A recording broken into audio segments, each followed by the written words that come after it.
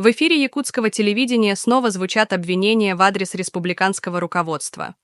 Руководитель регионального отделения ЛДПР Гаврил Парахин публично заявил, что Якутия занимает позорное 72-е место в России по уровню бедности, и связал это напрямую с действиями местных чиновников.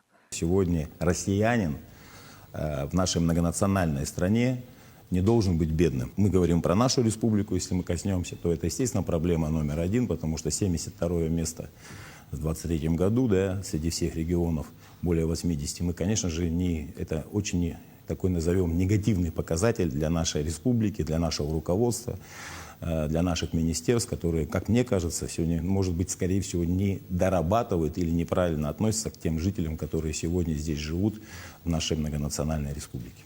Депутат также открыто признал, что якутяне едут на войну в Украину, чтобы заработать деньги.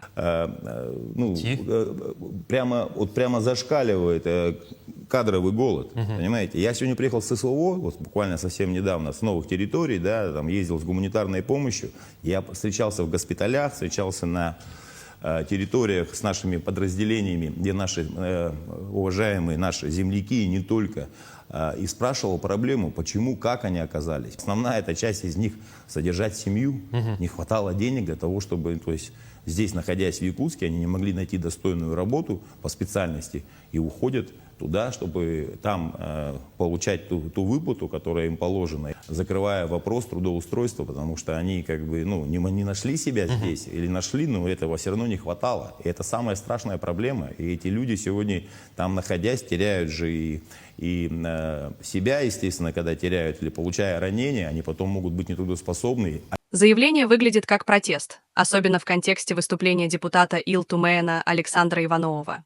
Тот, не стесняясь формулировок, обвинил главу республики Айсена Николаева в предательстве народа Сахаа и пригрозил будущим наказанием. Пока власти хранят молчание, однако напряжение и в обществе, и в политических кругах нарастает. Открытые обвинения в адрес республиканского руководства, да еще в таких выражениях, звучат все громче, и уже не только в кулуарах, но и с экранов, и с депутатских трибун. На фоне усиливающегося давления федерального центра, цензуры и репрессий, высказывания Парахина и Иванова звучат как открытый вызов не только республиканским, но и кремлевским элитам. Сахаа устали молчать, пишут в соцсетях. Посты с фрагментами выступлений Иванова уже набирают десятки тысяч просмотров, а телеграм-каналы обсуждают, не начинается ли в Якутии новый виток политического пробуждения. Иванов, ранее известный своими выступлениями против передачи земель недропользователям, в этот раз перешел черту допустимого по меркам официальной риторики. Назвав главу республики предателем, он, по сути, зафиксировал разлом внутри якутской элиты. Мы не забудем, кто подписывал договоры, кто молчал, когда сжигали леса, выкачивали золото, уничтожали язык и превращали нас в сырьевой придаток, заявил депутат. Часть народа Саха восприняла эти выступления как долгожданный акт гражданского мужества.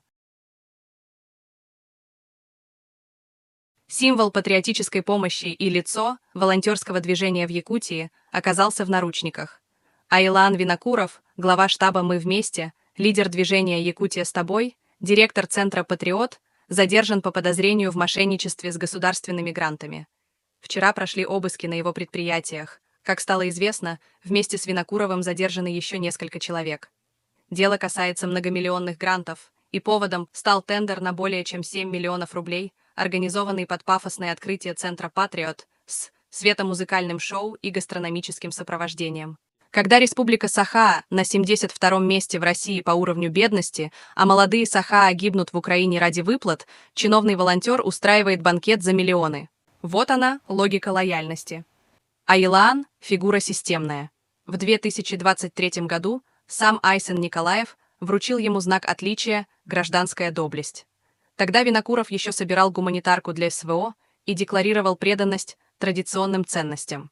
Но, похоже, лояльности оказалось недостаточно, когда запахло элитным кейтерингом и люксовой показухой на фоне массовой бедности.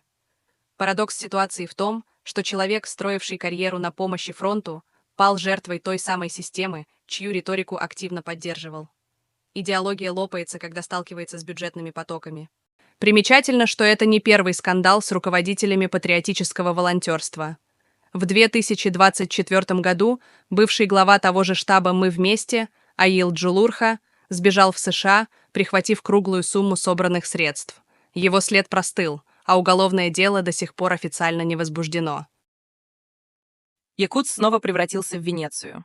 После мощного ливня в Якутске затопило десятки улиц, дворы, подъезды и остановки. Видеокадры с людьми, переплывающими улицы на резиновых лодках, заполнили соцсети. Машины глохнут, автобусы буксуют, дети добираются домой по колено в воде. И все это в 2025 году в столице самого богатого на алмазы региона страны. Стихия? Нет. Это банальная халатность. У нас просто нет ливневой канализации. Ее нет вообще. Ни в центре, ни на окраинах. Каждый год, как по сценарию, город тонет в лужах, пока Николаев рассказывает байки на разных форумах о том, что наш город – самый лучший город на Земле. Уже не смешно. Якутск задыхается в воде, пока миллиарды уходят на бессмысленные и грандиозные проекты от Алон-Хелендов до музеев Мамонта.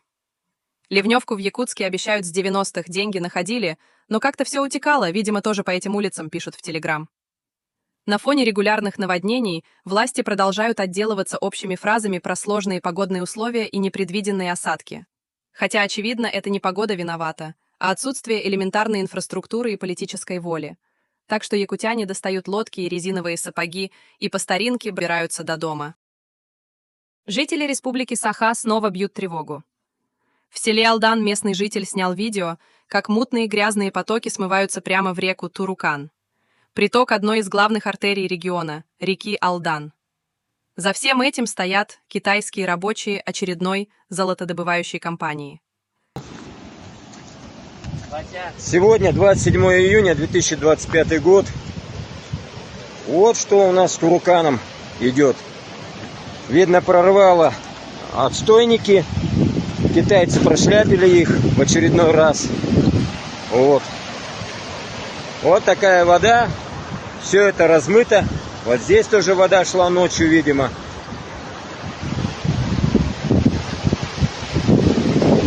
И это все сейчас в Алдан пойдет. В реку. Вся эта грязь. Где же будет рыба и все прочее? Где у нас? Что нам скажет теперь Семен, который главный эколог у нас по Алданскому району? Теперь вместо чистой воды мы видим поток грязи и химии, которые несут смерть всему живому. И это не единичный случай. Каждый год золотари, гонясь за быстрой прибылью, уничтожают якутские реки и ручьи, промывают грунт, вырубают леса, смывают шламы и при этом оставляют за собой километры лунных пейзажей.